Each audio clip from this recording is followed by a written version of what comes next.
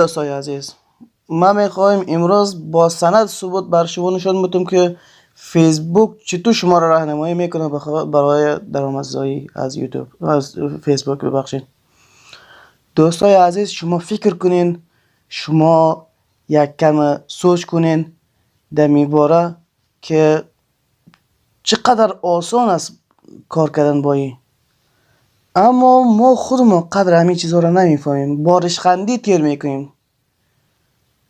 ببینین ما اینجا فیسبوک خدا باز میکنم، شما خودتون ببینین. ما یک بار داخلش بیایم دوستای عزیز، ما اینجا نشان میتونم.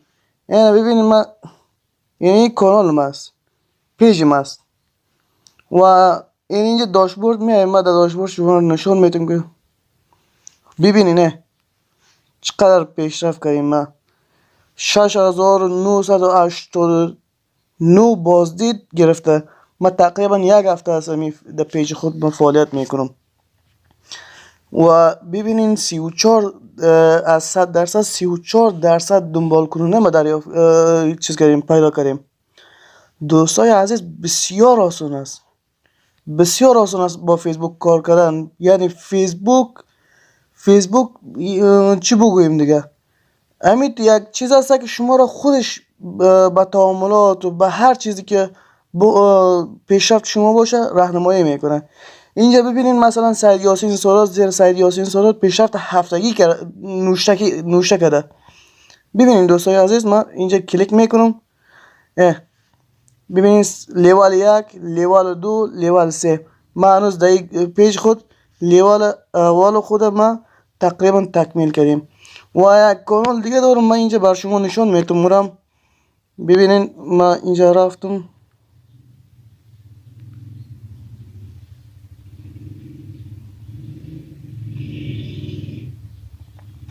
ببینین دوستای عزیز، من اینجا این خب صفحه به اصطلاح رسمی ایم است، یعنی فیسبوک اصلی ایم است. ببینین دوستای عزیز، در این چقدر پیشرفت کردیم. تقریبا یک هفته است من در این کار میکنم.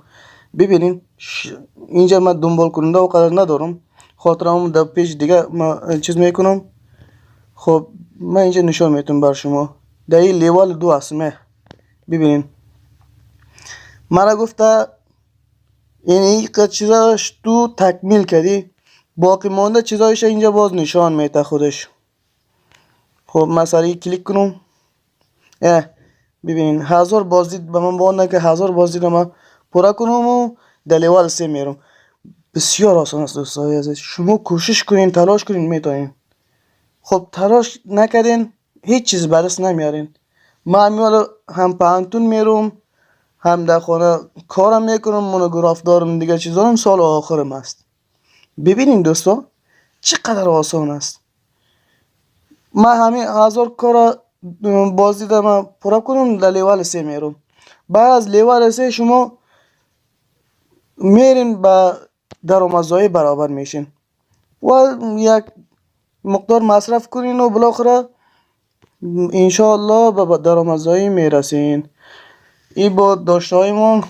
خب صفحه ما را سابسکرایب کنین، دنبال کنین، چون که موضوعات خیلی جالب و خیلی خب اما تو ویژه را بر شما میمانم تا شما هم از این استفاده کنین و داخل افغانستان باشین چی خارج، این چیزا را بفهمین. بسیار خوب است دوستا. خب پر حرفی نمی کنم تا دیدار بعد انشالله. خداحافظتون.